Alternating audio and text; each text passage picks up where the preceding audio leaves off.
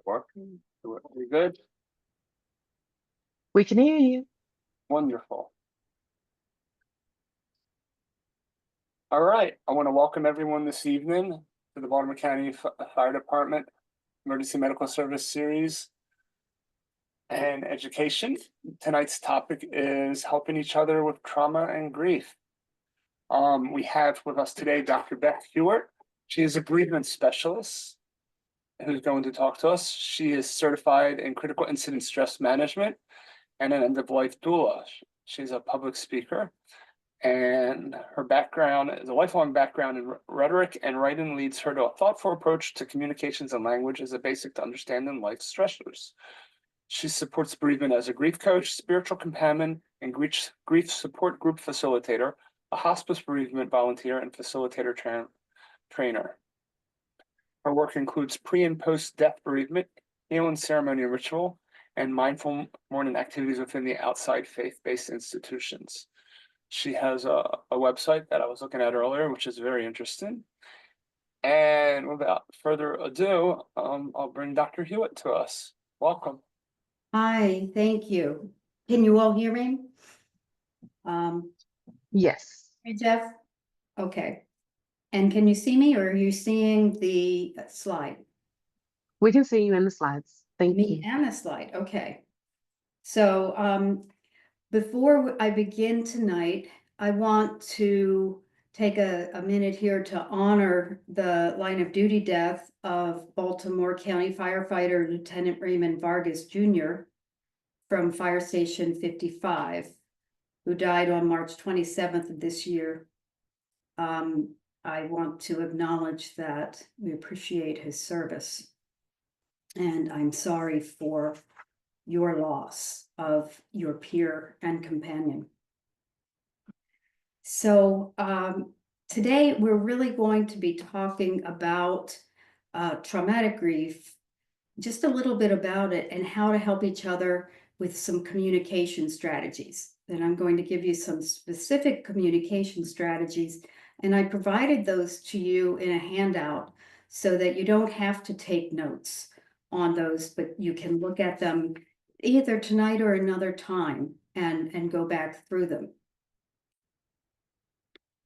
So what I'm hoping that we can do is have a common sense of what grief, grieving, and mourning are, because they are different words with different meanings. And if we understand the three different words, then we'll have a better way to talk about the life-based situations in which these occur. They occur for us as individual human beings, as well as in the context of first response. We'll talk about grief as being stacked up and something that may be sort of lurking behind a closet door in your life. We'll talk about the fact that trauma always includes grief, although grief does not always include trauma. And we'll apply some practical communication strategies for talking to your peers, your colleagues, and your families, if you wish, about grief.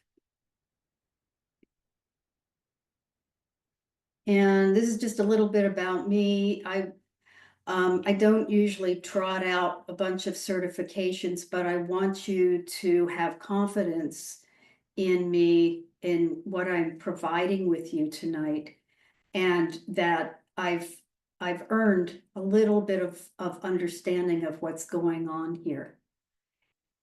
One of the books that I've written is Duty, Honor, Hope: Understanding and Unpacking First Responder Grief. And I'm going to talk about that a little bit tonight and encourage you to think about having a look-see at the book, because it may be of use to you or someone that you know. I also want to encourage you to wear different hats as we talk. You are first responders, and you know that, and I know that. Some of you are CISM peers or CISM professionals.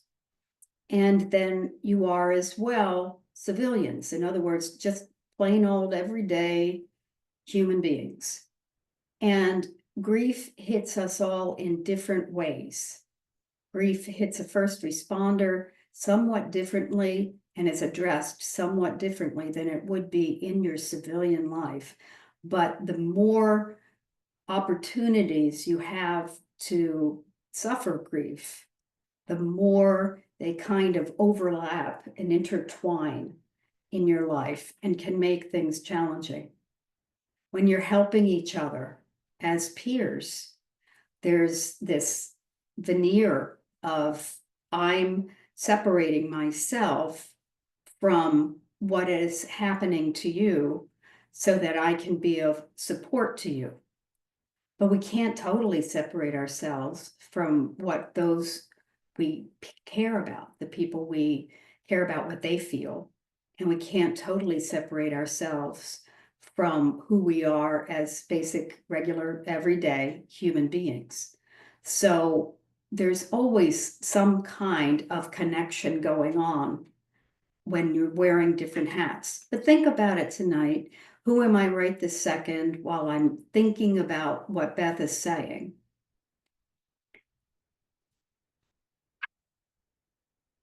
So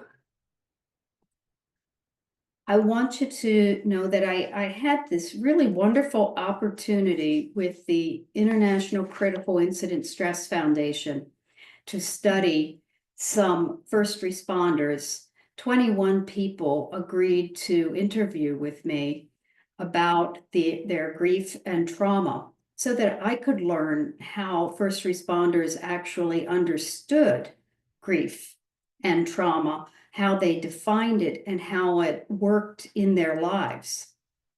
My hypothesis, or what I was thinking, was that if many first responders benefit from CCISM, then many of them also will benefit from targeted grief support and knowledge of how people grieve. So if you're familiar with the CCISM classes provided by the ICISF, or the International Critical Incident Stress Foundation, you'll know that there really hasn't been much available about grief, that everything has been in terms of focusing on the trauma that first responders commonly encounter and how to work with that. CCISM being a process of helping peers and professionals to get each other back on the job safely and quickly. So what to do about grief?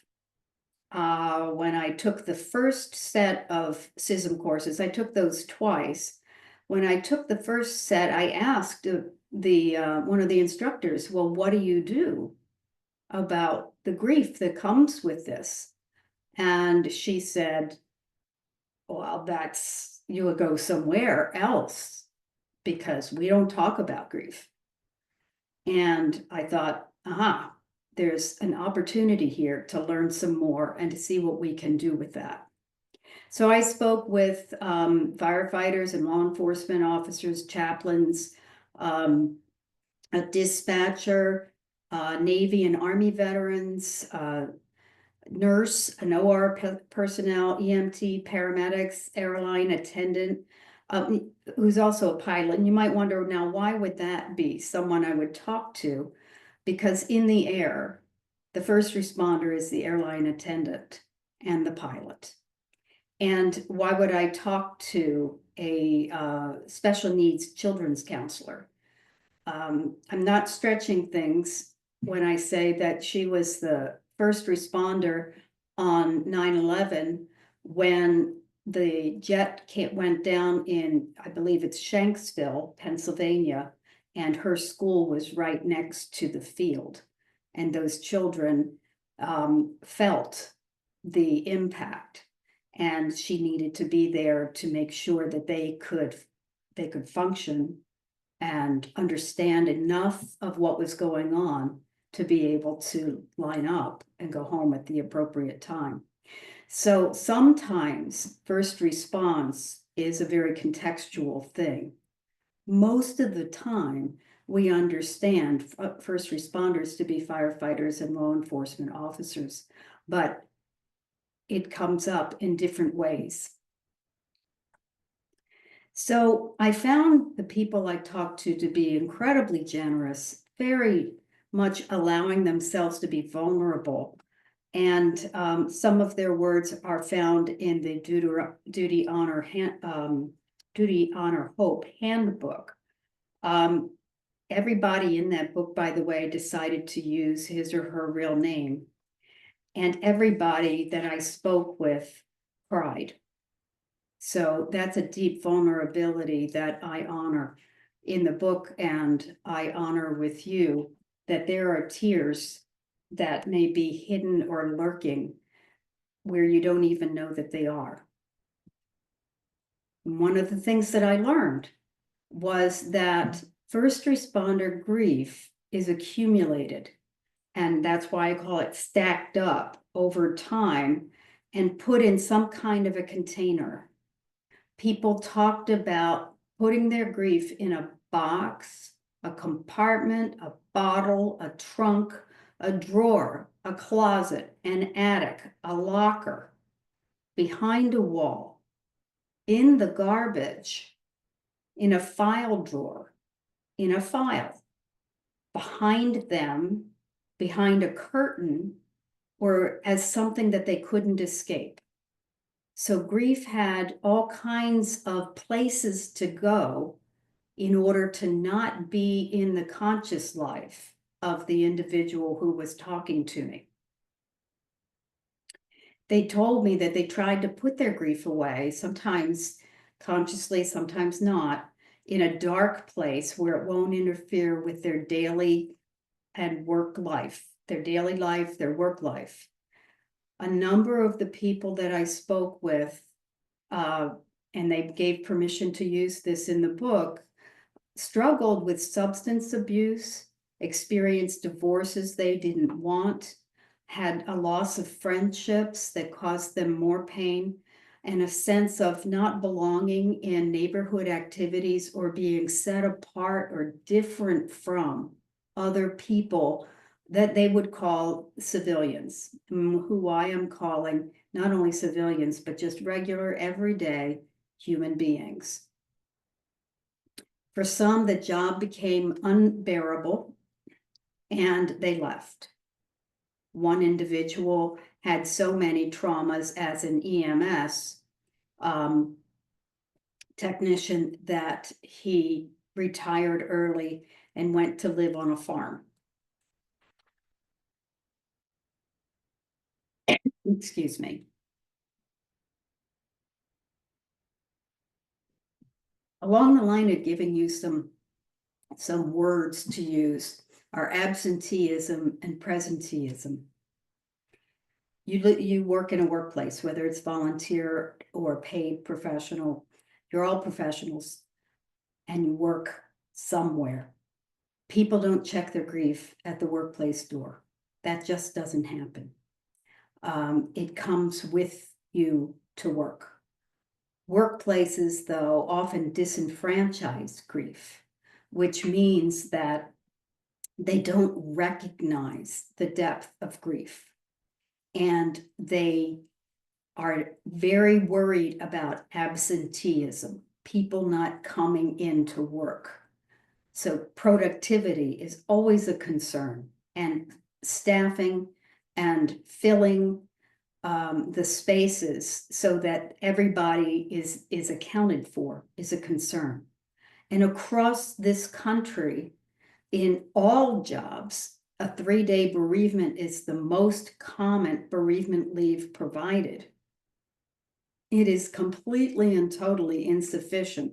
As many different studies have proven, you need more than 3 days to begin to comprehend that someone you love has died. And that's when death is at issue.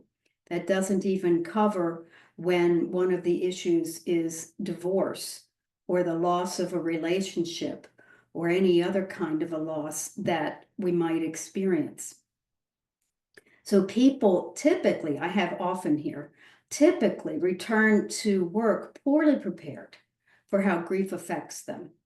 And as such, they may not be able to work as efficiently and as effectively and as safely as we want.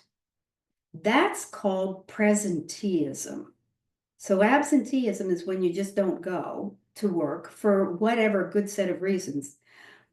Presenteeism is when you go to work, but you can't concentrate. You can't function. You can't focus fully. And it's a very big problem in many different kinds of settings. For example, people who drive large equipment like bulldozers and trucks and whatnot have to be really on top of things. And so why wouldn't also the people who drive the fire equipment need to be in focus and on top of whatever it is they need to do? 1 in 5 adults is always actively mourning, according to studies. More than 3 million people died in 2023 in the US alone. More than 3 million people. And of those people, all of them had some kind of grief and some kind of productivity issue. Think about the scope of what that is for what you do and what your colleagues do.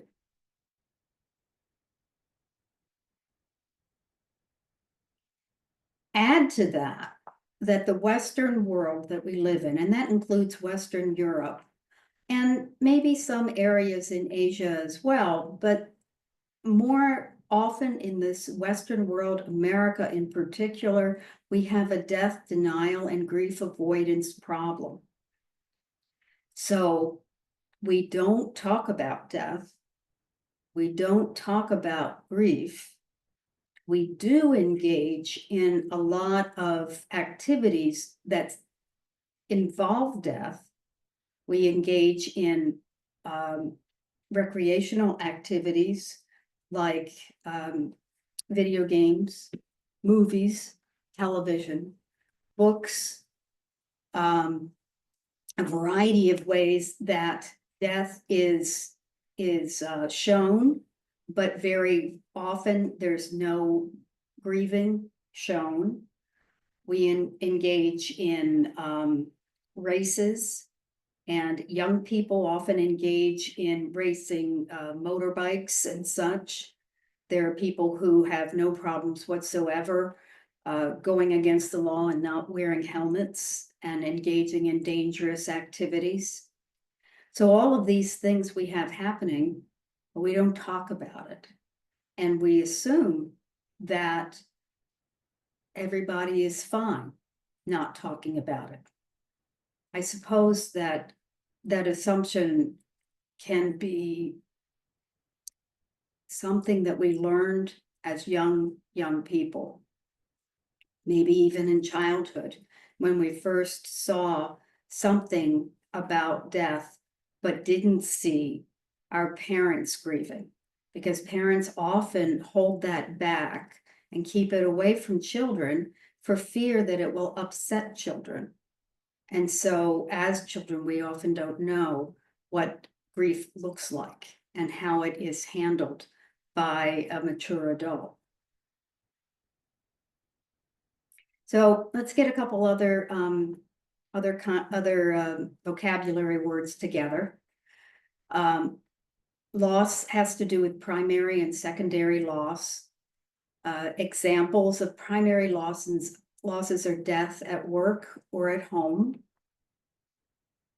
and end of a marriage, so a divorce, which is very sad for most people because they didn't enter into a marriage expecting to end it. End of some kind of family or other relationship. A transition from a home, a job, a career, graduation, and those transitions can include retirement, as well as being fired. So all of these kinds of changes are primary losses. Secondary losses occur because of the primary loss, and they keep popping up. So we may think, I've got this loss taken care of, but no, not so much. They usually bring the original loss back to mind. So let me give you a personal example, just so that we're clear on what I'm thinking here. 15 years ago today, on April 24th, my sister died by alcohol. She had spent 5 years very hard working at dying by alcohol and telling everybody that she intended to be dead within so many years. When she died, her 19-year-old son came to live with us because he badly needed surgery that he hadn't gotten from his parents during this period of decline. And he lived with us for 3 years. We got him Social Security. We got him the surgery that he needed out at Sinai. We got him into college. We got him through college. We got him a car and a driver's license, and then a second car and a renewed driver's license after he got off of having lost the license because he had a serious accident. We did all of the things that can happen with a child of our own, but he was the child of my sister and her husband. So now, 15 years later, he doesn't have a job 5 years after graduating college. There are many things that were stunted in his life because of what happened with my sister and her husband. And those are secondary losses, and they caused me great pain and sadness, as does this 15-year anniversary of her death. So those secondary losses remind us of the original loss. Grief can last a lifetime, and that's okay, because love can last a lifetime too. And grief is all about love. So when things happen, as with my sister's death, then we are changed by it. That change is an external pressure on us. So my sister's death brought the external pressure of knowing we needed to care for one of her 2 children. And then we transitioned into, or shifted internally, from having worked with that pressure over the years. We changed, my husband and I. He didn't expect to, but he did too. And so change is something that presses on us, and it is often brought about by a primary loss. And transition is something that we do with that pressure if we do internal work. So no quizzes at the end here, but I think it's going to make sense what I'm sharing with you here. And that is that there are differences in grief and grieving and mourning. Grief is what we experience when we have a death or another loss. And if you think about a death that you've experienced in your life, whether it was from someone at work or someone at home, it just kind of happens to you. You find out about the death, and it's an internal response. That internal response is maybe not at all what you would have expected you would feel, but there it is. You've got all these feelings going on, and that's why I say it's passive, because you can't take your brain, your conscious mind, and say, I'm going to react in a particular way and know that that's going to happen, because usually your reaction, your feelings just happen the way they do, and you have no choice and no control over it. That's the passive nature of it. Grief lasts a lifetime, at least it does, as long as you have love. And love can be passion for your job. It can be passion for your career. It can be passion for the colleague who died. So grief softens over time. Healing occurs with what I call intentional mourning. In other words, I'm going to put my effort into doing this mourning. So grief is a noun. It's just a thing. Remember, a noun is a person, place, or thing. Grief is just a thing.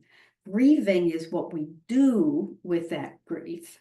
It's a verb, and it's the process of adapting to the loss. It's what we do in our brains and in our hearts, and I'll tell you more about that in a minute. And it's how we learn to live without the person or the thing. It can take a long time. It can be an action that comes and goes. And if you're going to live a healthy life, it has to be done. Grieving has to be done.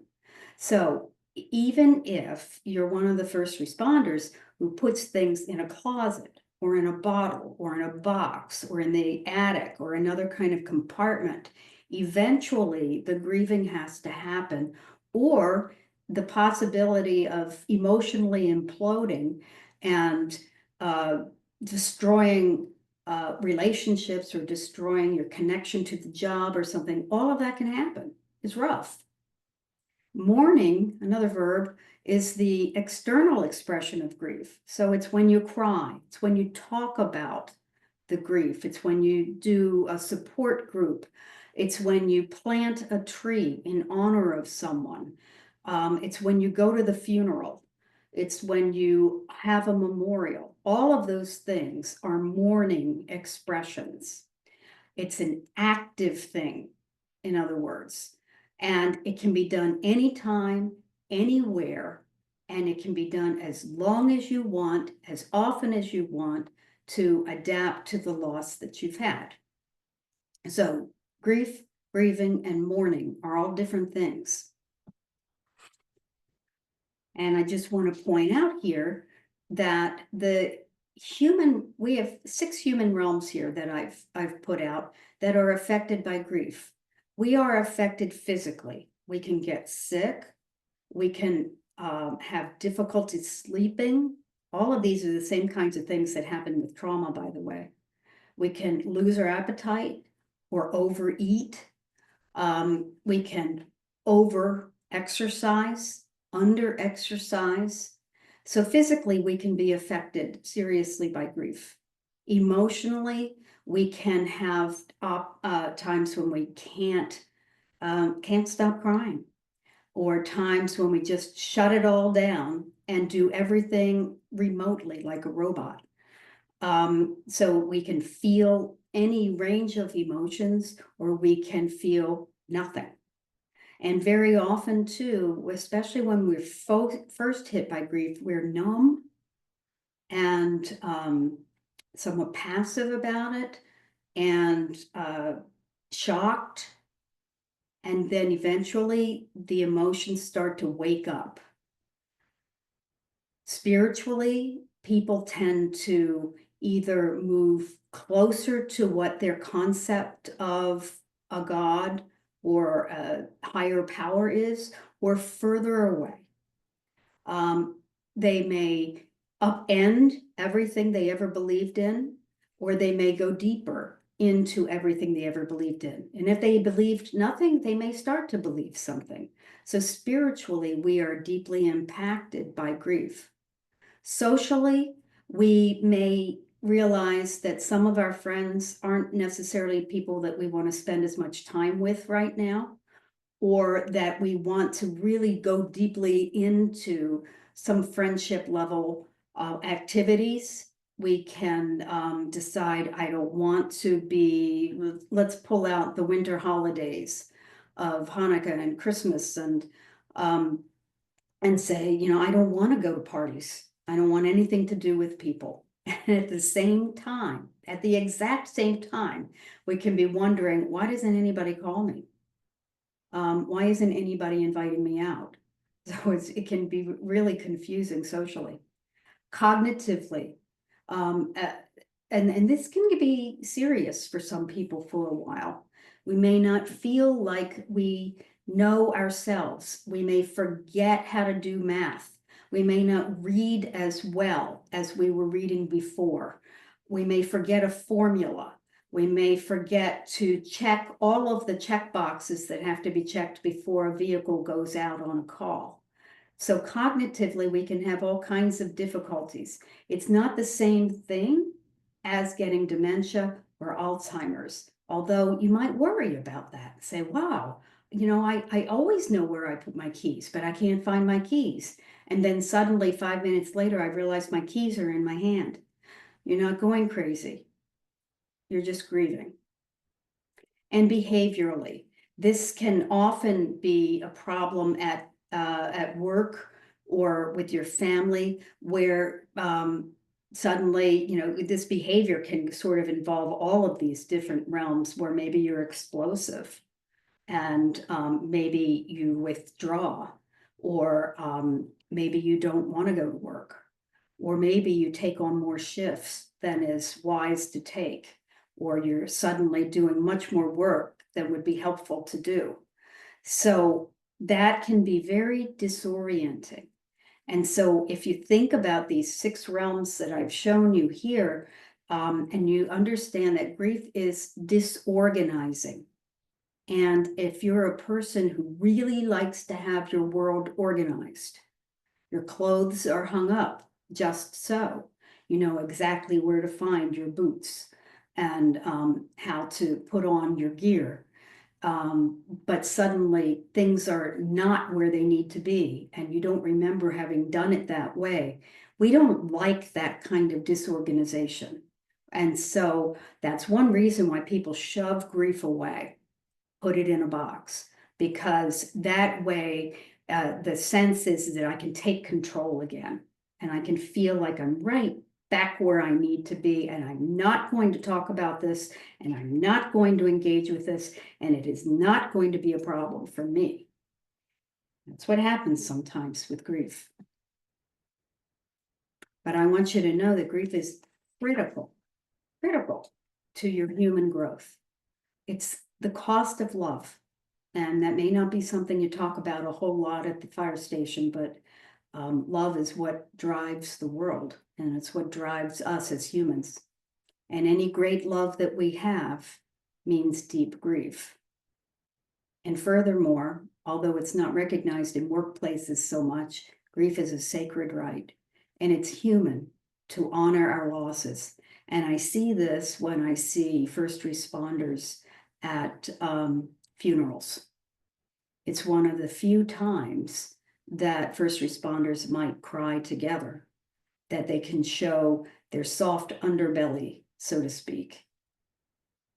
And that's actually why we have funerals, by the way.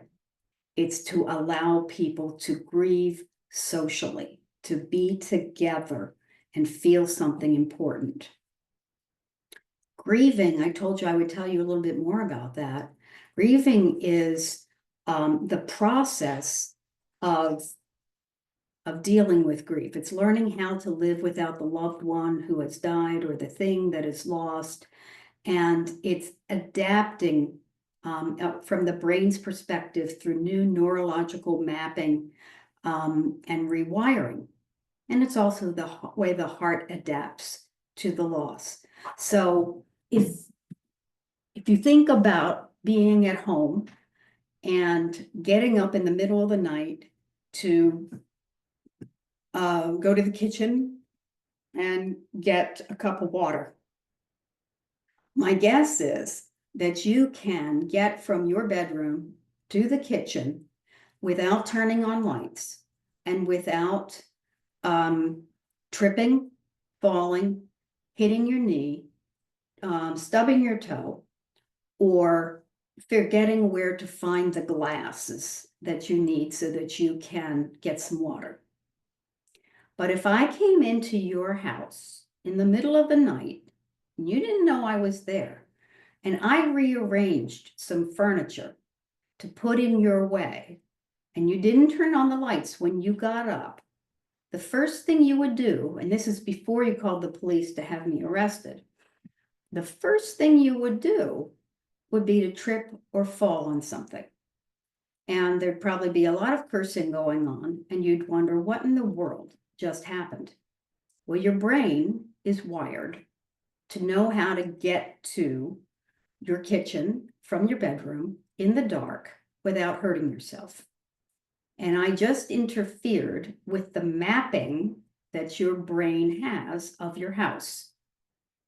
And if you're going to keep the furniture where I moved it, then your brain will have to remap the bedroom to the kitchen.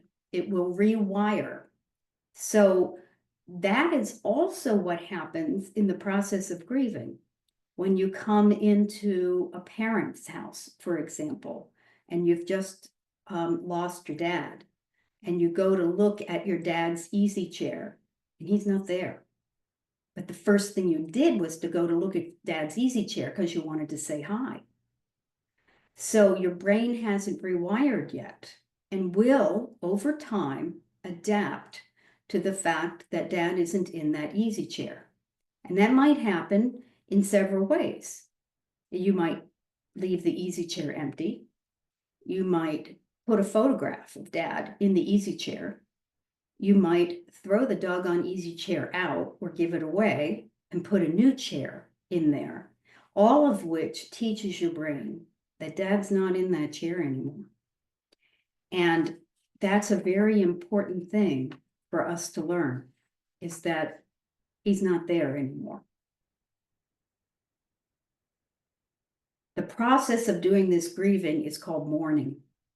It's active, intentional, as opposed to passive grief. It's externalized, it's social, it's that funeral type of thing. It's talking together. It's purposeful work of grieving. It's saying, I can't keep that easy chair. I'm going to let it go. Or I'm going to rearrange the furniture myself. And that way I'll know that the easy chair that dad sat in, whether it's the same one or not, is not in the same place and dad won't be there. Grieving or mourning is natural, normal, and necessary, but it's something that's discouraged in society. And from what I'm learning, it's also discouraged in first response work. It requires a lot of time, over years sometimes, to do the work it needs to do. And it re-energizes us. It relights this spark inside of us that kind of goes dead when we're grieving. A couple more things I want to hit, and then I want to talk to you about some communication strategies that will help you at work as well as at home. So disenfranchised losses are losses that are not recognized by others as true losses. And so you may know someone who is divorced, but still cares about the ex-spouse and tries to provide for those needs. And others might say, but you're divorced. Why do you even care? But you care from the depths of your heart and from the grief that you feel for the marriage that didn't work. I'm sorry to say that immigration and emigration cause a great deal of grief, pain, and right now we're experiencing a time where it's not really recognized as something that follows with the pain of loss. People don't always recognize that depression and mental illness are issues. For a long time, same-sex relationships weren't recognized in that way.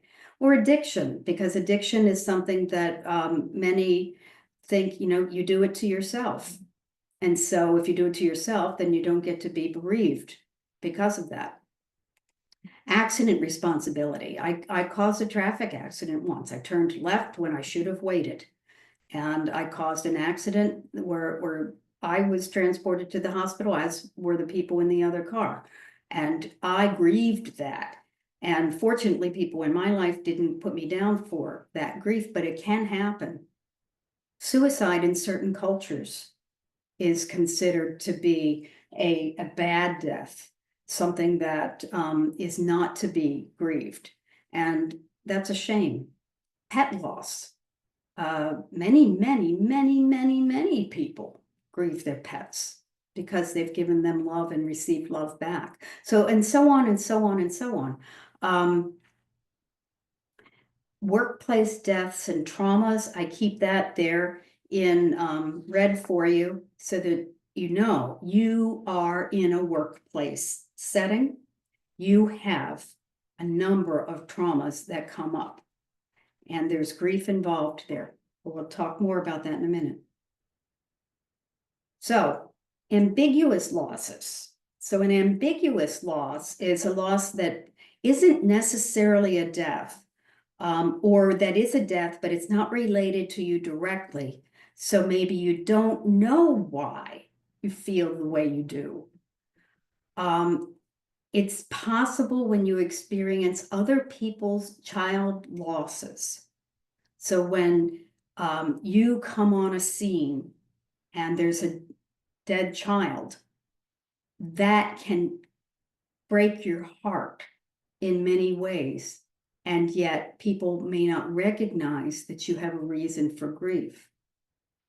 And I was saying something before we began tonight, that any loss of any child at any age, for any reason, under any circumstances, is always a trauma for the parents. Well, if you are a parent and you are dealing with someone else's child's death or near death, you can experience what's called countertransference, or maybe you've heard the phrase when worlds collide. Your own world, your own child's life collides with that of the one that you're working with right now.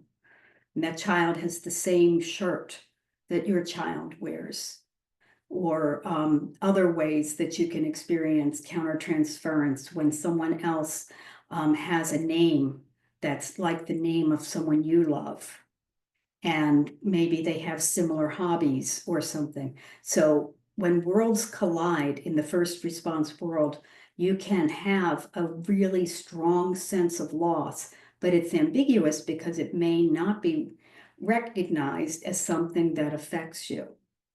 Line of duty deaths are ambiguous for that reason. Suicides of colleagues. Some people despise the suicide, some people understand it, and others don't know what to do with that. The ambiguity of mistakes that lead to being fired. When my husband was in the army and we were overseas in Nuremberg, Germany, one of his peers was fired because his peer pulled out his weapon and showed it, waved it around when something wasn't happening right in the field artillery battalion. It was a terrible mistake, an absolute mistake, and it cost him his career. The unexpected and natural deaths of colleagues. I meant to talk to Billy. I meant to give him a call 2 weeks ago, and I just found out today that Billy died. I meant to talk with Tammy, and actually we were on the phone recently, but I can't believe that she got COVID and that killed her. It just doesn't seem right because she's healthy. So those kinds of deaths are ambiguous losses. A shattered worldview, when you believe that you're doing something for the absolute good of something else, when it's part of your value system and it's deeply ingrained in your moral and ethical self, and you find out that what you believed is not what others believe, or it isn't understood, or it isn't followed. A notion of mortality, salience. That's a word I really like, salience. In other words, it's an awareness of my own fragility, that I too will die. It's a truth. Everything that we love, we will lose, including our lives. Everything that we love, we will lose. And that is life. And then connecting with the grief of CCISM team peers and other supporters, you know, that they have grief too. I was speaking at a firefighter's retirement, and just for a few minutes, and a fire chief came up to me at the end and said, don't forget that we also feel grief for the family when the house has burned down, even if no one died. We also feel for the problems that they will have, that they have lost everything that they owned, that the insurance company will give them a hard time. And that reminds me then also of the kind of grief that the firefighters in California experienced in January and February, and the loss of entire neighborhoods and everything that people knew, and the fact that they couldn't stop the fires. Other losses that first responders are likely to experience involve generational grief and trauma. And so that's briefly, that's when a grandfather, a father, and a son, and the brothers, and the uncles, and the aunts are all involved in the fire service in one way or another. So that's generationally, they're all involved in a first response setting that is guaranteed to bring about a sense of pain and grief at different times. It's also what happens when grandma had a miscarriage years ago, and nobody ever talked about it. And grandma was always sad whenever there was a baby present. So you were born, and there was a sense of sadness, and you don't know why there was a sense of sadness, but you know that there was a sense. And then you had your child, and grandma just couldn't quite bring her mood up to where you knew it should be. And you wondered, had you done something wrong, that there's this child here that's not being greeted in the way that you want to. So generationally, both up and down and across, we can experience trauma and grief. You probably are thinking, I'm going to hang up on this call. This is just too damn sad. Well, I don't want to leave you in sadness. So we'll talk to make sure you're not left in sadness at the end of this time. And I'm going to take just a few minutes more than I thought I would. So unique challenges of first responder grief include the fact that you experience frequent trauma. And I want you to know and hold this in your mind. Trauma is always connected to grief. There's always grief involved with trauma. Addressing the trauma sufficiently well to continue to work. And that's where CCISM comes in, your peer work, to come in and support each other so that you can go back to work well. Recognizing that grief overlaid with trauma or traumatic grief is part of the job. It probably ought to be in the job description, but I don't think it ever will be. Finding and keeping hope for yourself, and grieving and mourning, that you need to grieve in healthy and timely ways. You need to take things out of the boxes to mourn stacked up grief. And that's a lot of what the book Duty, Honor, Hope is about. Do maintenance mourning that keeps it going so that you're not stacking it up again, and addressing new grief when it comes in. But we're not going to spend a lot of time on that today, unfortunately, because we don't have that kind of time. But I want you to understand grief's connections to trauma. We know what trauma is. So I'm just kind of repeating here things that you know, that directly experiencing the traumatic event is trauma. You know, being the person that it's happening to, witnessing in person the event as it occurred to other people, learning that the traumatic event happened to a close family member or friend, and experiencing repeated or extreme exposure to adverse details of the traumatic event, which is what you do. That is your job. And you also catch that again when the details are played again on the media, or, both on the television, but also on YouTube, and also in any news that you might read. Grief is not the same thing as trauma, but they are deeply connected. Not all grief includes trauma. When grandma dies at 92 years old, in bed, asleep, there will be grief, even if you thought you'd be ready for it, but there won't necessarily be trauma. So this is what happens, proportionately with trauma and grief. So that when there's a grief overlaid with the trauma, then generally speaking, maybe for everyday people, 7 to 15% of people across any set of categories might experience traumatic grief. 7 to 15%. But for first responders, first response workers, that proportion is much bigger. It's about 5 to 32%. For firefighters, the prevalence rates are 8 to 22%. It's huge. There's a much bigger overlay of trauma and grief. So what do?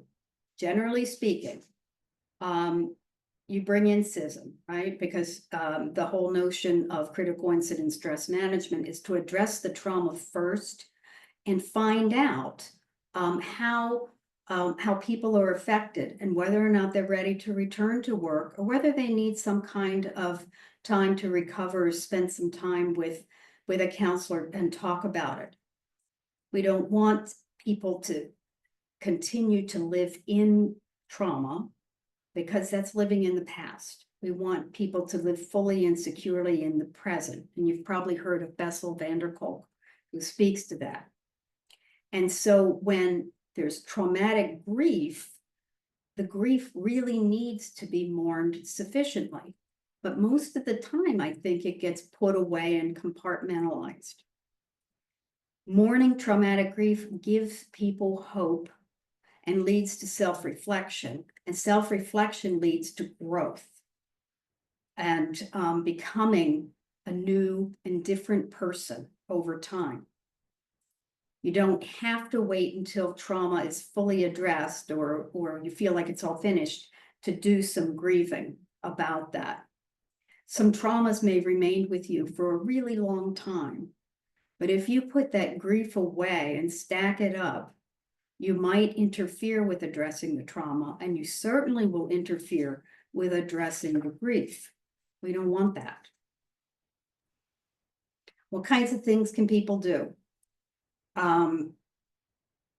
You can, believe it or not, engage with animals. Animals have a great resonance for human beings and can read them very well. So a prey animal, like a horse,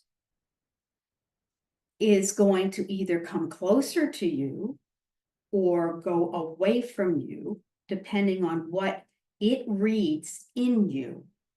So test yourself that way, maybe, especially if you have an opportunity to be around horses, and see how horses respond to you. Predator animals are different, and that would be cats and dogs and whatnot. They have a different way of relating to you. But a prey animal like a horse or a donkey will go away from people who are overloaded and come to people who are more balanced. Other things, self-reflection, journaling, getting connections with other people and peer sharing, grief groups, grief coaching, restorative spaces like getting out and going to the woods, going to the beach, any meaningful work that you're doing. Volunteer work can be really good for mourning and therapeutic activities.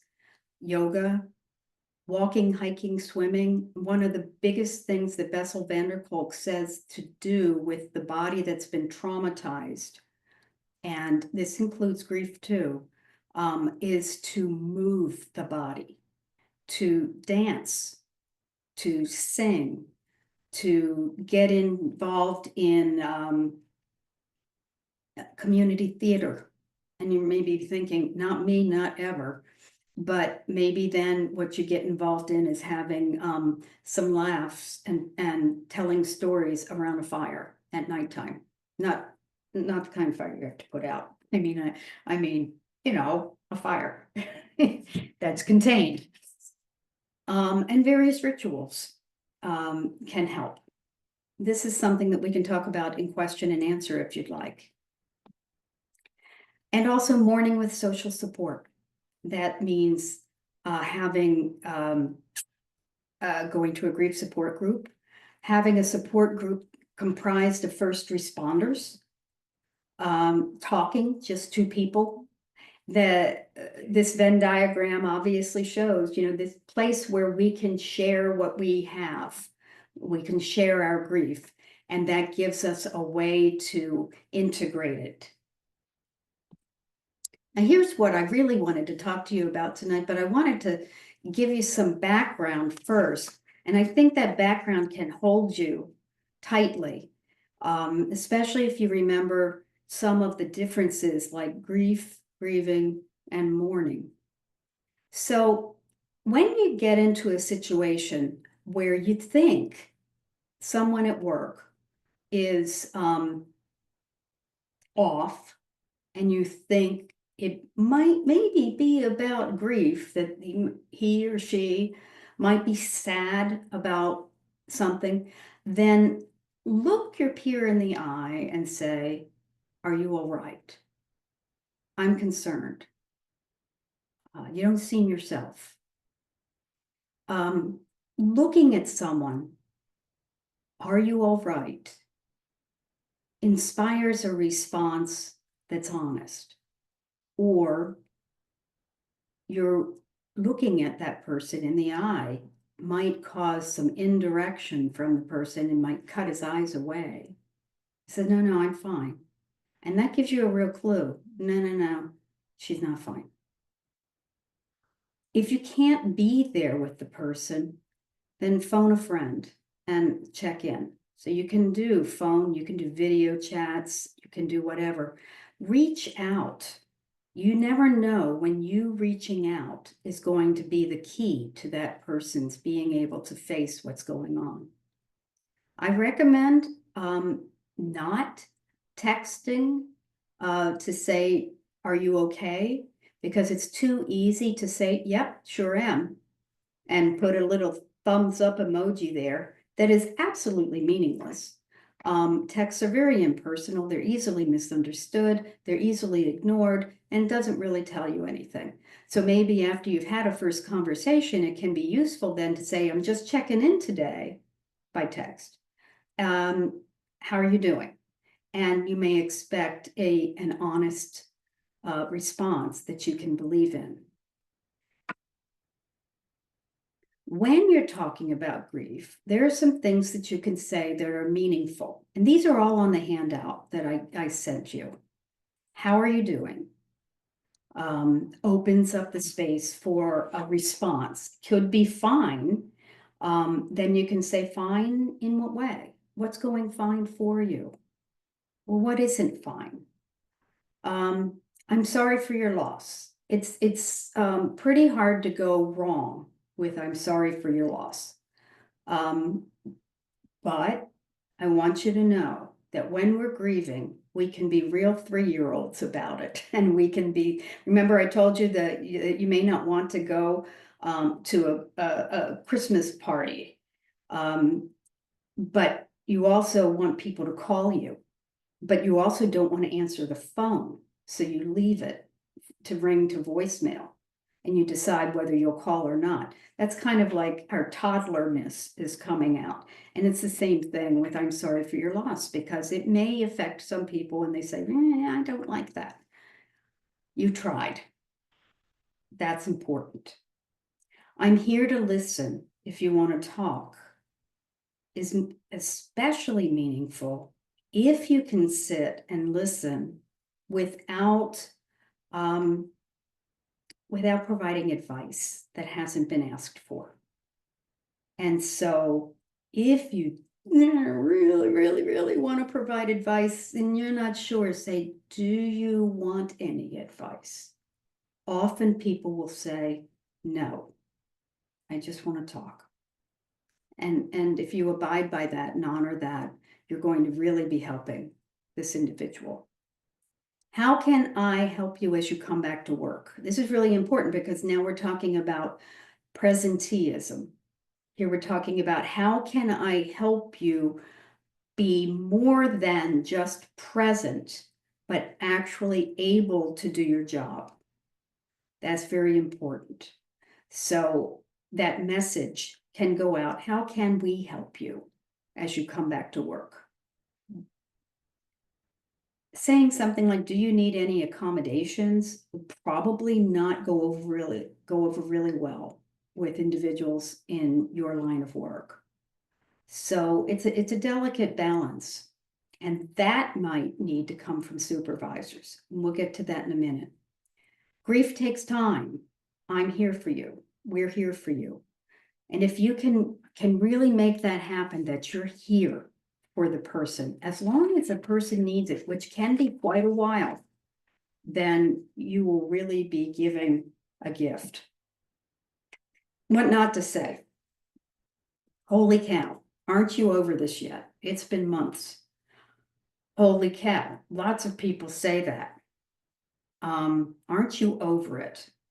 As if jumping over is possible. Jumping over isn't possible. We go through hard stuff. We don't go under it. We don't go over it. We go through it. And by the way, it can be a good 6 months before people start to really believe that whatever happened, happened. It can be a really long time before belief catches up with emotion. Please don't say this. Maybe you need therapy or medication. Please don't do that. It's not for us to judge that. And grief is not a mental illness. And the sadness of grief can be deep sadness without saying or without being clinical depression. That's up for a doctor to say. It's a good idea for people who are newly bereaved to go to a doctor in order to let the doctor know that this is a baseline. I have lost somebody important to me. I'm deeply grieving. I want you to know how I'm feeling so that if I get sick more often, we might be able to trace it back to my grief. This is delicate stuff. I'm fully aware of that because you want to make sure that you are cleared for your work. I've got that. So take this with a grain of salt, but think about it. Don't say everything happens for a reason. That is something that is disingenuous, and it makes people feel as if you're disenfranchising. You're not really acknowledging the depth of what happened. And God needed another angel in heaven. I've heard this. I've heard it, and it doesn't go over well. I know exactly how you feel. No, you don't. Any comparison statement isn't a good idea. My dog, I know exactly how you feel. My dog died last month. Holy cow. I had a client, a couple, whose 40-some-year-old son died by suicide. He drank enough alcohol to kill himself twice, and then he shot his head off. And I say that not to make you feel bad in any way. I want you to know how incredibly awful it was. And Mom found the son. And her neighbor said, I know exactly how you feel.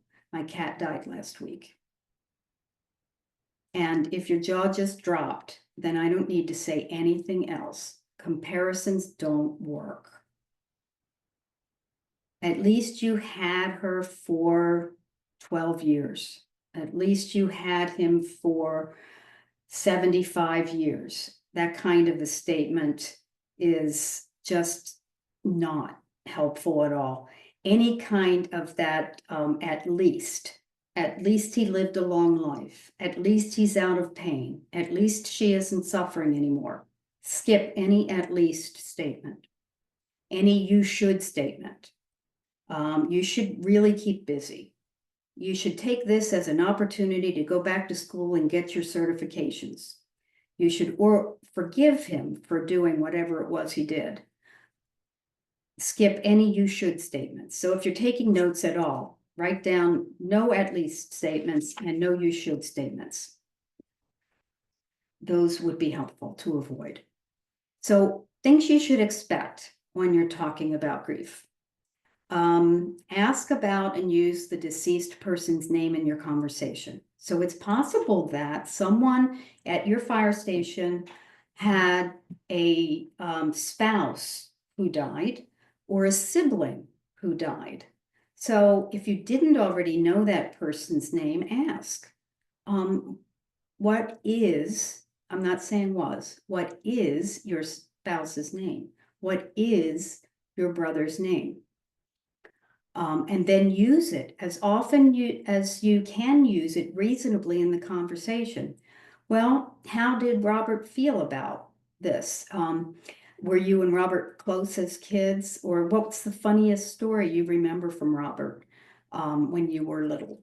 So those kinds of things are important because people who are grieving someone will never hear that person's name often enough ever again in the rest of their life. So you can't say it too much. Provide time to listen to your peer's story because it's a story of love. It's a love story. You're loving from the outside in to this person who's loving from the inside out by telling the story. Be okay with hearing the story several times. So if you've heard it 3 times over the last 4 weeks, take a deep breath and get ready to hear it again, because we need to talk these things out. Tears are natural and normal. You can't make this person cry.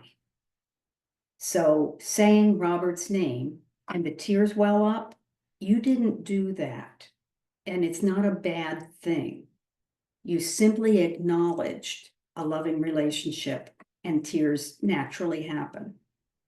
Grieving people need support, but you may need to suggest what you can do. And this is one of those iffy kinds of things. Some people will say, what can I do for you? And the grieving person might say, oh, nothing, we're fine. Primarily because there's not a doggone thing he or she can think of that you can do. But you may be able to say instead, I'd like to come by on Thursday and mow your lawn for you so that you don't have to deal with that in the heat. Is that okay with you? And that can be an enormous help and support, especially if you follow through and go mow that lawn so that the person knows you genuinely care. If you can, a concrete offer helps. Almost finished here, and then we can talk. Grieving people can be downcast and sad. They don't necessarily need medication. They may need help reorienting to the work. It doesn't mean you have to teach them everything all over again, but they may just need help with, well, so-and-so is taking the lead this month. And so naturally, you and I are sitting in the back, or however that works. I'm making it up as I go along right now. But gentle reorientation to clarify where you are today and where I am today and how we're going to interact with the work. They may need help keeping lines of communication open with you and with supervisors. So maybe you're going to step in and be supportive in that way. They may need to take time off or be reassigned to less crucial tasks for a while, and that's going to feel like crap if that has to happen for someone. So it's going to require some finesse and gentleness, but you need to think about safety, safety, safety, safety all the time. So taking time off is a good thing when people are grieving. Many people will say, I can't bear to be at home. I just think about it all the time and I need to be back at work. Okay, these are some things we need to have done here at the station. Things that are maybe not as crucial for safety right now. So that is a supervisor's job, but being aware of this is a peer's job as well. And so I've got for you, grief is not a mental illness. It's natural, normal, and necessary as a human experience. So for supervisors, I have two sets of recommendations for you, supervisors. Consider bringing in a grief specialist to talk to people about what they can expect. Kind of like what I'm doing tonight. Educate your teams about how to help each other in times of grief. So you find out somebody has died, make sure you give some guidelines to people on what they might do that is helpful. Supervisors, when a first responder dies, acknowledge the loss privately to the affected team first, if you possibly can. And I know that may not be possible given radios and given social media and given media overall, but if you can, and then announce it to the broader organization. When a family member dies, acknowledge the loss first to the affected person and then again to the broader organization as you see appropriate, because that interaction with the affected person or persons is a relationship you need to keep. It's bonded as possible for the work that you're doing to continue being done well. And be as flexible with bereavement leave as you're able to do, as well as with giving holidays off for individuals who are traumatically bereaved. So that's something to consider as you work with your schedules and as you think about whether or not this individual would be okay with paid time off or whatever it is you can manage.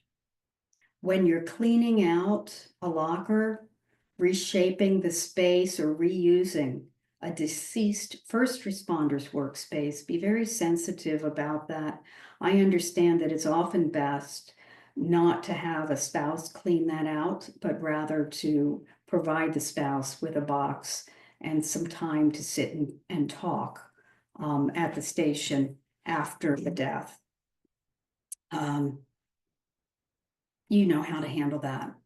Host some kind of a memorial service if it's appropriate to your organizational culture. Usually there will be a funeral and people will attend, but a memorial service allows for that time for people to say, I remember when, and tell the stories that are important. Try to avoid indulging in alcohol at such an event so that people can feel like they really are letting themselves express themselves. This is a sensitive issue when there's a memorial wall or some kind of shrine to someone from a line of duty death, for example. I've been informed that after a while, that memorial wall or shrine can feel like a death wall, as opposed to something that's in honor of.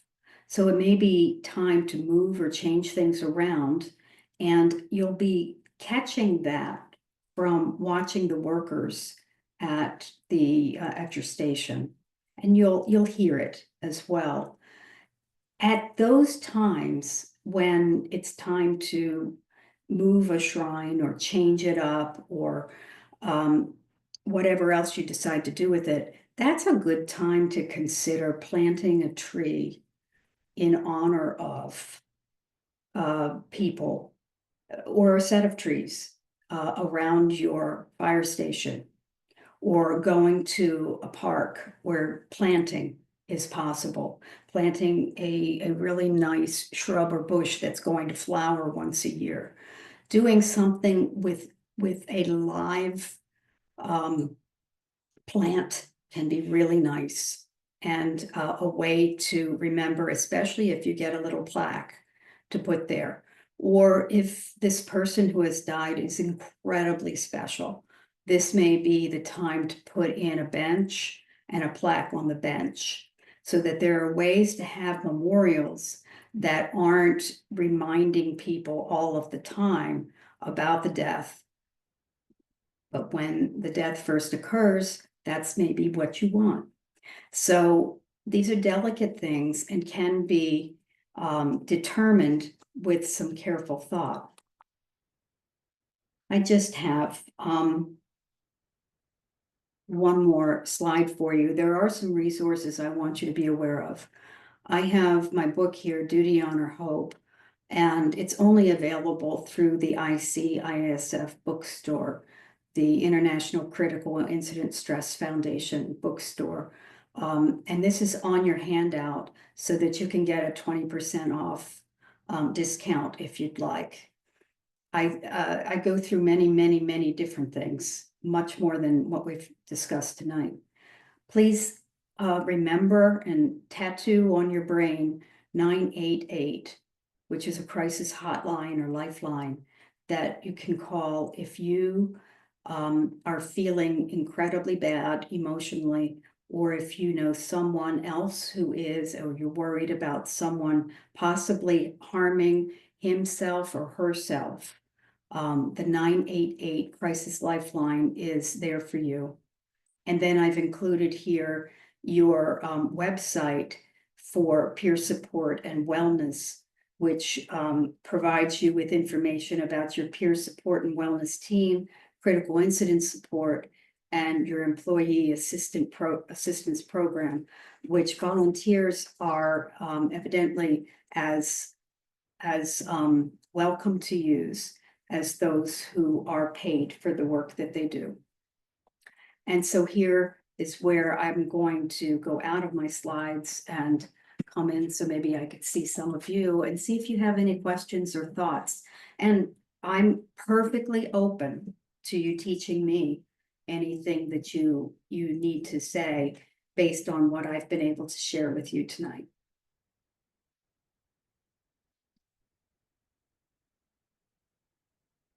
So here we are.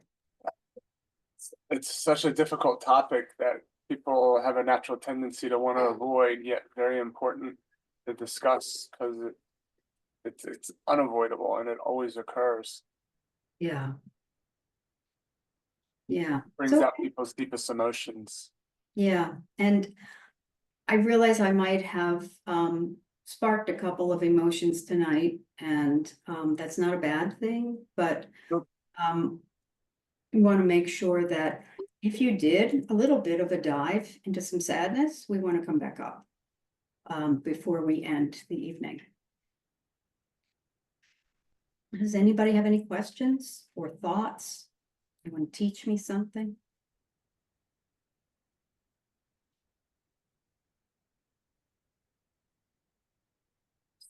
I see that there's things in the chat. Okay, this is all about, let's see. Some stuff earlier. Yeah.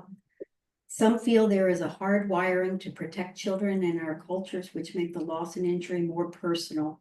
Hard wiring that increases the attachment element. That's an interesting thought. I can imagine that we are hardwired in some way to protect children. They are our future. I mean, evolutionarily, they are what will help us, or will continue human development. So someone is saying that he or she is just starting to do some grief work, and I appreciate that. To obtain credits, I have no idea what you're doing. It's interesting. You talked about the memorial wall, and a lot of stations have that and plaques. Mhm. And it's interesting, at least from a personal perspective, having had a near-death experience. Whenever I walk by that wall, I think to myself that I'm glad I have avoided it. I suppose people have different feelings about it. I had the really nice opportunity to come out to Pikesville's volunteer fire house at a month ago and to do a ride along. And someone specifically mentioned the death wall and how at some point he really wanted that changed. And I've heard that before, so I thought it was important that we acknowledge it, that it can be something that feels good and it can be something that's really tough. I have a Memories. I have a question for you. You know, we've in the last decade or so, we've really gone towards the idea of evidence-based medicine. When you look at the work that was done by Jeff Mitchell back in the late 80s, early 90s, at the role of critical incident stress debriefing to reduce the role of PTSD and grief immediately following an event, there is now some controversy over that, and the true evidence-based and peer review supported work suggests that that may not have been the best outcome. So could you identify a little bit the approach that you are taking? Is that anecdotal? Is it evidence-based? And if so, how does one do that? I mean, you can't do a double-blind controlled study on that. So if you could just talk a little bit about where you get the information, where do you and the organization that you work with get the information factually versus anecdotally, that would be terrific. Thank you for the talk. Oh, okay. Okay. First off, let me respond to the issue about CISM and Jeff Mitchell's work and George Everly's work. The study that most people are citing about CISM isn't that helpful was a meta study. So they were looking at looking at a lot of different research, or several research projects, but those projects were about people who were hospitalized after the trauma that they had experienced. And CISM wasn't developed to work with people who were hospitalized. It was developed to work with people who had just come off of a critical incident and to help find out whether these people could go back to work safely and help them to normalize the experience they had. So part of the dilemma is that people aren't necessarily talking all oranges. There's some apples involved in those studies. What I'm talking about is I'm applying evidence-based bereavement work to admittedly a small group of people, the people I was able to interview and anyone else I've been able to talk to since then. So can we do some kind of study to find out, will these methods that I'm sharing, will they help with grief? Yeah, we could do that. And we should do that with regards to first responders. But in the meantime, the grief models that I'm using are all evidence-based, and I think are fairly neatly applied in this area. So that's probably not a very good response because you're wondering, did Beth do her homework? Well, I did as much homework as I was able to do to get this going. The reality is ICISF is just starting to look at grief, and I'm teaching a 2-day course on that. And we're working to get that course stronger and stronger so that it's providing good support, good help, and doing no harm. Does that help? It does. It's very useful. And it wasn't a question of doing one's homework. I just think that, I mean, the model certainly makes sense, and it's one that many of us use. The question I have, though, is as we look at evidence for this model working, is it out there? And I think that there's there's a good research opportunity there to show that, this is a useful approach. I appreciate the talk and the response. Thank you. Oh, you're welcome. Thank you for asking something. I'm looking at the chat while I'm waiting for anyone else to pop up. One person says it would be wonderful if this information became an essential element in all entry-level recertification and management level training and education. I agree. Along with competencies like role-playing or tabletop exercises, which we're doing in the course that I'm teaching, to help reduce the old images of we don't cry and replace them with healthy practices. I definitely agree. It's well past time. I'm so glad that trauma is being addressed, but traumatic grief has been woefully underrepresented, and in the armed forces as well.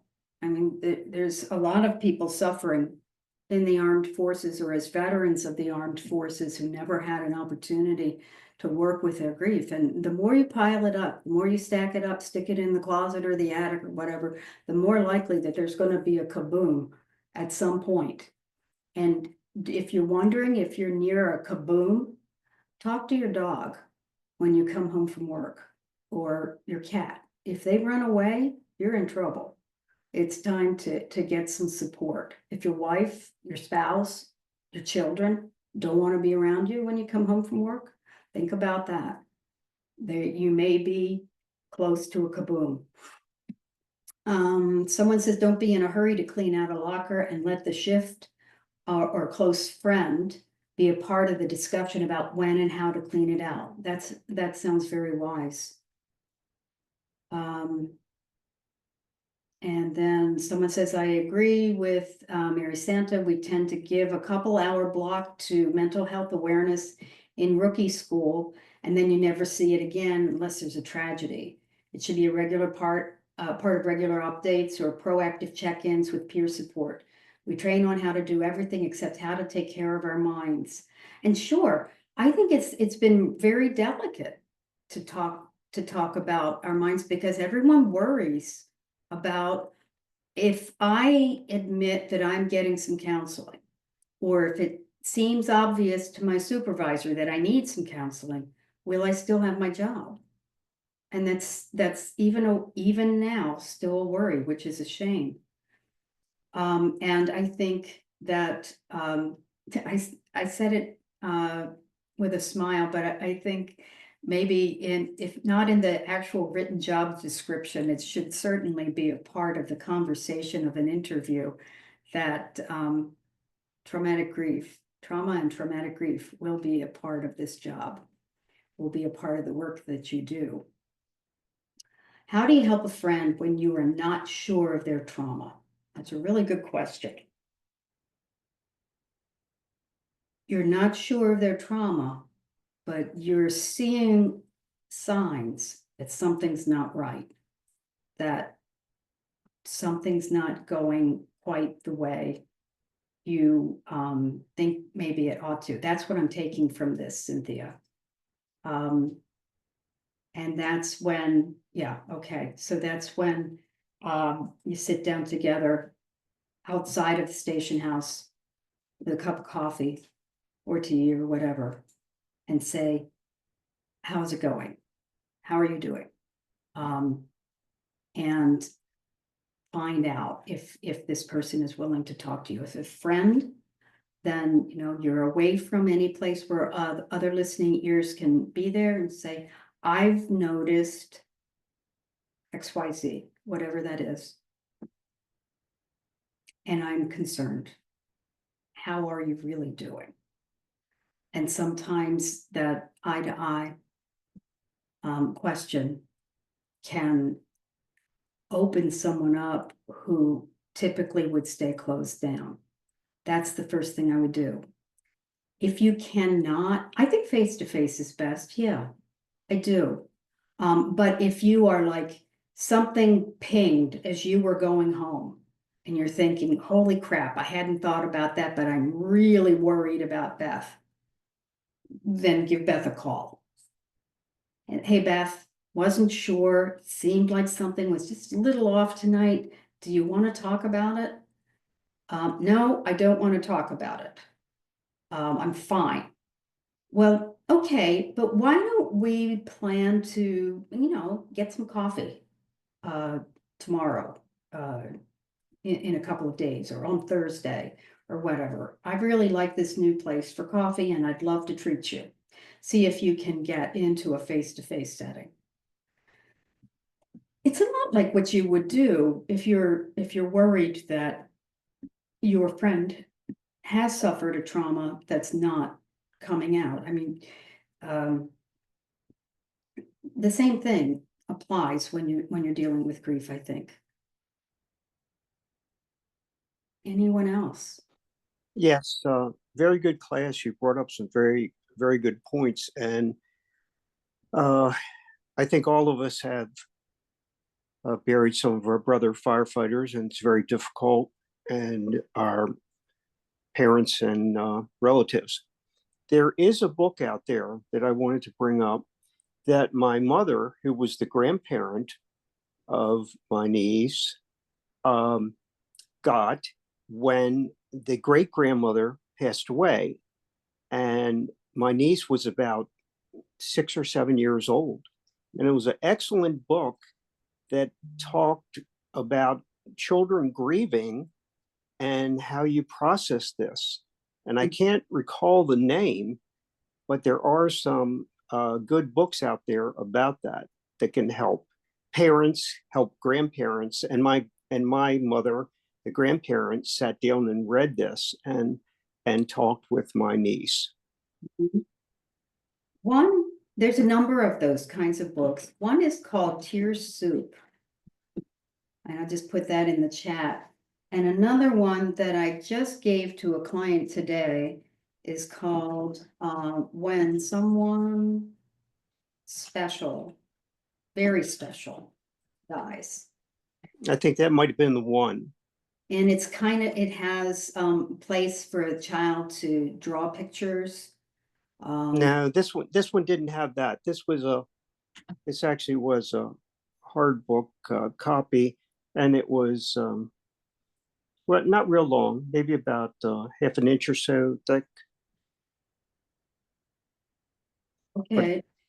Yeah, there are some good ones out there, and everyone, of course, will have a different opinion of what's good and what's not. But yes, if you talk well with your child about death and grief, your child can heal.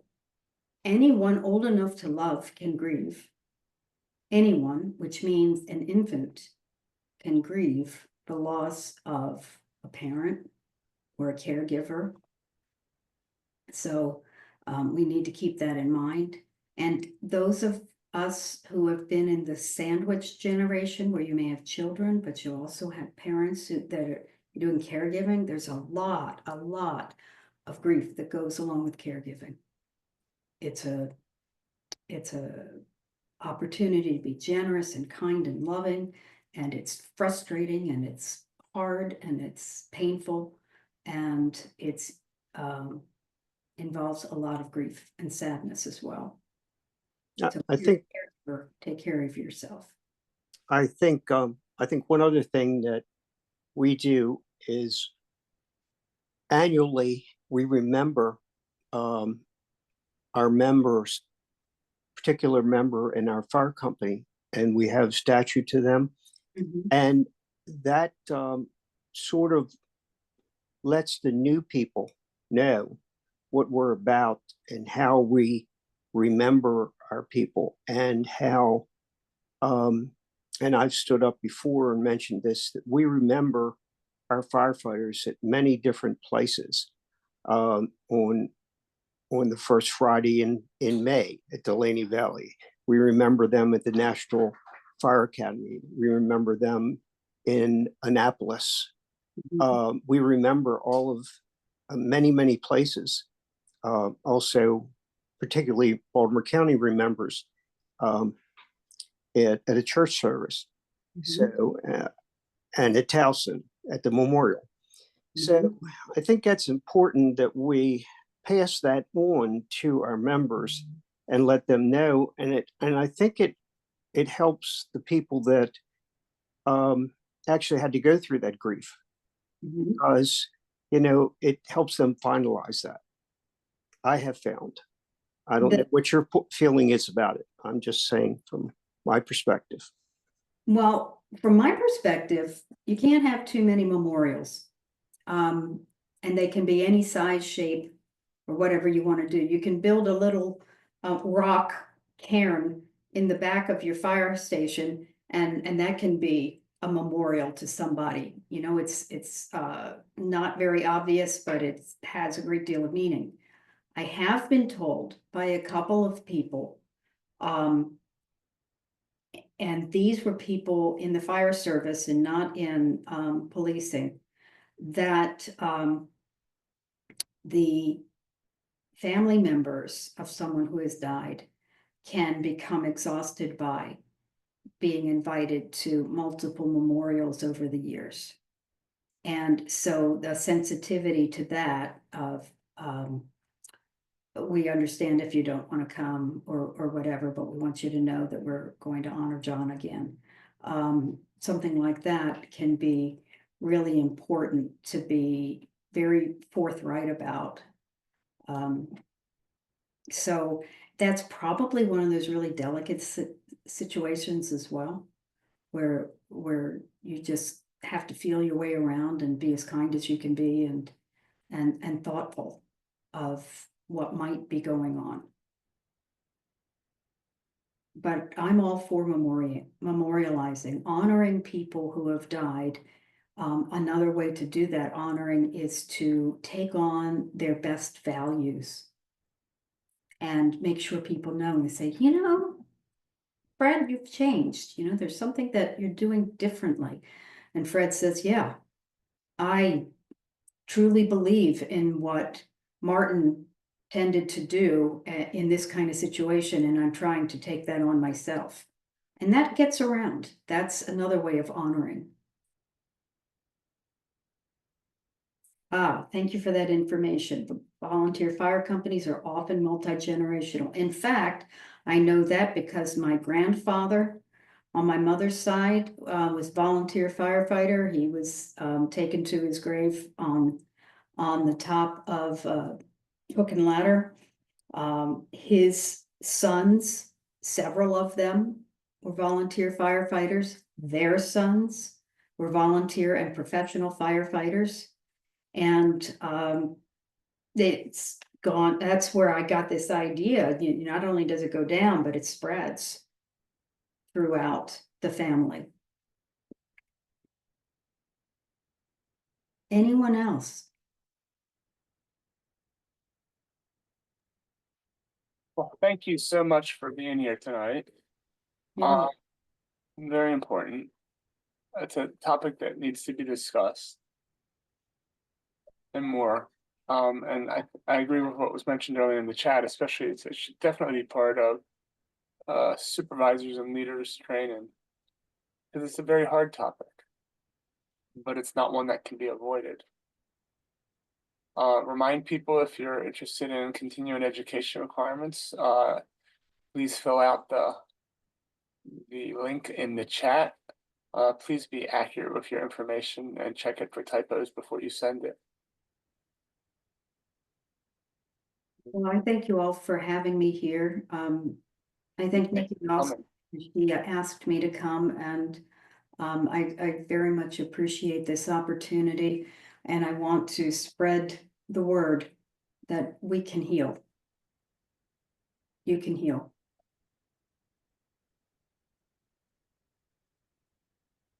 So I'm going to hop out and leave, and you can finish whatever meeting you want to finish. And once again, thank you all. Stay safe.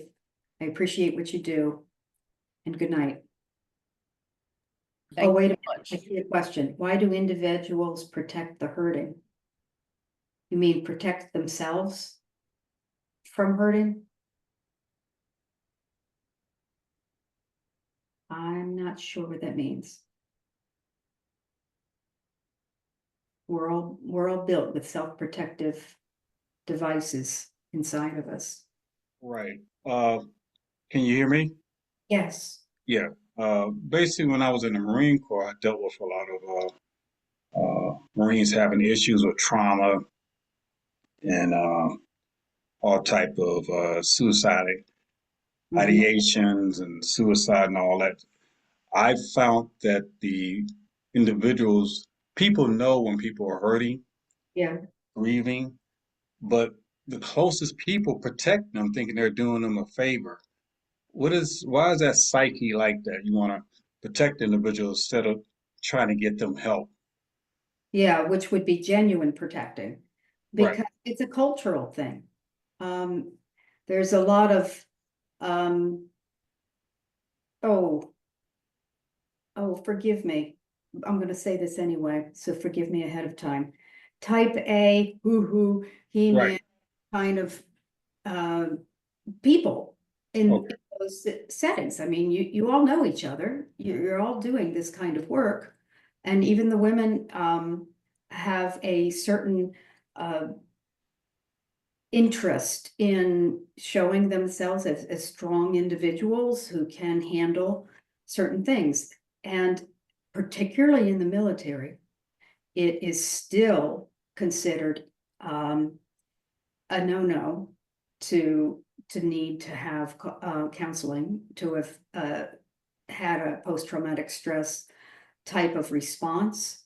Even the military has gotten smarter because they have to hold on to people, but the people surrounding them worry that I think worry that if it happened to me, I would be seen as less than what I want to be seen as. So I'm not going to let it be seen for me. And I care about my friend enough that I'm not going to let other people see him that way either.